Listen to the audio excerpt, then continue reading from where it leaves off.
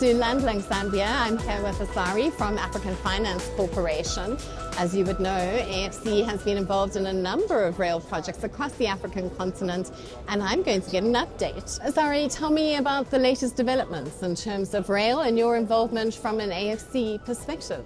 Okay, AFC has been involved in a number of infrastructure investment opportunities on the continent, one of which is the Kano Maradi Rail project, which is a rail between Nigeria and the Republic of Niger. So that project, even though financed under a different structure, AFC has been pivotal in putting together the consortium and raising the financing, and the project achieved financial close early this year, but also had done some pre-construction works that had allowed it to go ahead. In addition to that, on the Benguela rail line, which is the goes from the port of Lobito to Lao, the border of DRC. AFC was involved as a financial advisor to that consortium, and is involved in helping with the structuring of that project, even though not as an investor, but also has helped to help that investment go ahead. In addition, and more importantly, we have been leading the development of the Greenfield Railway project, which will link Zambia to the existing rail line in Angola, to the existing Benguela. Is this the MOU that was signed today? No, that was not the MOU. It's more than an MOU, because we've signed the concession agreements with both countries already as AFC. But this intergovernmental agreement that we just witnessed a few minutes ago allows both documents to sort of speak to themselves and further enhances the robustness of the contract framework. So it is a milestone for the project, a very important one for that matter. And we hope that with this we have the impetus to complete the development of the project and hopefully reach financial close hopefully next year. Okay, so then what is the time? So if financial close is next year, then what is the timeline like for actual project execution? So we started, I would say October of 24 technically, when we October of 23 when we signed first the MOU, and then we've completed the feasibility studies. We signed the concession agreement, so it's going to be about 24 months of development work. Now we're doing the environmental impact assessments, and hopefully by the summer of this year we should launch the EPC contracting process, and at the end of that period we hope that we should be in a position to then invite investors and the lending community to come back onto the project. But there's been a lot of interest. Only last week we were in Italy talking to the Italians have got lots of money. But yes, what's it, the mini the Matteo Plan for Africa? Yeah. So we're working with them very strongly, as well as the EU, to sort of implement that plan, and also the Global Gateway Forum, which is also a forum for the EU as well, to sort of implement some of these ideas. So the Lobito project is one of those flagship projects. As you recall, this was a project that was announced at the G7 meetings by President Biden some years ago. So this has also helped to sort of put the partners together, and with AFC as implementing it institution. Okay, well that's fantastic. And then what's happening with the Kinshasa Metro? And then I'm not entirely sure, but you could probably clear it up for me.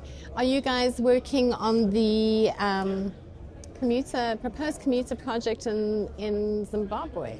No, we are not on the Zimbabwe one, but I think we've seen that project. Yes. More recently, on the metro in Kinshasa, we continue to develop the project, and we're now at a stage where we're selecting the EPC contractors. We should be announcing that in a week or two, who the preferred contractor is, and then that would help us move to the next phase of fundraising. Right. So we hope that would also most likely reach financial close early next year. So if I understand correctly, the Kinshasa project, you've already established the route. So the route has been determined. So really, once you've got the EPC on board, it's just about raising the funds to go forward. Am I correct? That's exactly what we need to do. As you know, The first phase is already a Greenfield rail line that already existed. So we are removing those rail and we're basically doing a full refurbishment and enhancement of that rail. Also for the Lobito project, the routes has also been defined. We're doing the studies to now know the alignment. Is there anything else you want to add on the rail side? So on the rail side, I think we are very excited of the opportunities. I think the Lobito project and many of the other ones we've been involved in are just examples of what AFC has been able to do and achieve. Only yesterday we released our results and financials for the 2024 financial year, and we indicated we crossed the first time the 1 billion mark in terms of revenue. Again, the results are a testament of our resilience, our vision and what we want to do, and I think it's now about building more and deepening those partnerships and getting these projects done, whether it's in rail, whether it's in ports and logistics, whether it's in aviation. I know this conference is centered on transport and linkages, and this is what we do, and I think we've been able to demonstrate that we can do it well and profitably. So I think AFC plays quite a big role in terms of ensuring that the countries in Africa are ready, or mobilized is probably the better word, to meet the demands of AfCFTA. And is there more that you can do, considering the infrastructure deficit? Is there more? Yeah, there's more than that we all can do collectively, and I think where the more comes from, not in delivering more expertise or what have you, but I think it comes more from more collaboration, especially amongst the financial institutions. Because if you think about it, if you think about the aggregate balance sheets of all the multilateral development institutions, whether it's the African Development Bank, whether it's the AFC, the Afro-Exim, DBSA, it's not enough to solve the deficit that we have, whether in the public or private sector driven projects. So it therefore makes more sense that we should collaborate more and bring the collective strengths of these institutions, the financing power, and also help to mobilize African savings that will be used to then implement on this project. So it's in the financial architecture, it's in those softer things that we have over the years not paid too much attention to, moving from a competitive mindset to more of a collaborative mindset in these transactions, in these projects, in these programs, to deliver on the programs like the LCTFA or what have you. So I think that's where we need to do more. Okay, so my last question for you is, as a financial institute, what role are you playing in terms of the carbon credit market?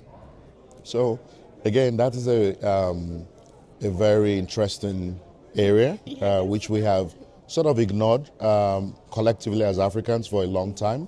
But I think some of the things we've done through one of our investee companies have created one of the carbon trading institutions, which is doing remarkably very well under the Arise platform, which has helped to put a voice on the table in terms of being involved in that market. But more importantly, I think the conversations that AFC has had, for example, our white paper on the carbon market and how we see sustainability and all of those, is that Africa must have its own voice on the table where it comes to conversations around what are critical minerals, for example.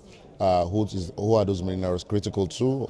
Is it even when you then come back to your subject of the environment, how do we play that role? Gabon, for example, took the charge in terms of issuing a facility centered around this. So which you think was a good step from a national perspective. But I think these are points as to the fact that resource and that capacity does exist on the continent, in terms of whether you have carbon sinks, whether you have good forests that could help to absorb these emissions. So, and I think we just need to collectively put our voice on the table, and what AFC has done is to do that through a white paper where we made a case for gas as a transition fuel, because most of the African countries are endowed with this resource, but we don't have access to electricity. So you cannot then say, how do we industrialize without baseload power? which gas should be one of those. So I think we've been at the forefront of those conversations. Are we there yet? I'll say no.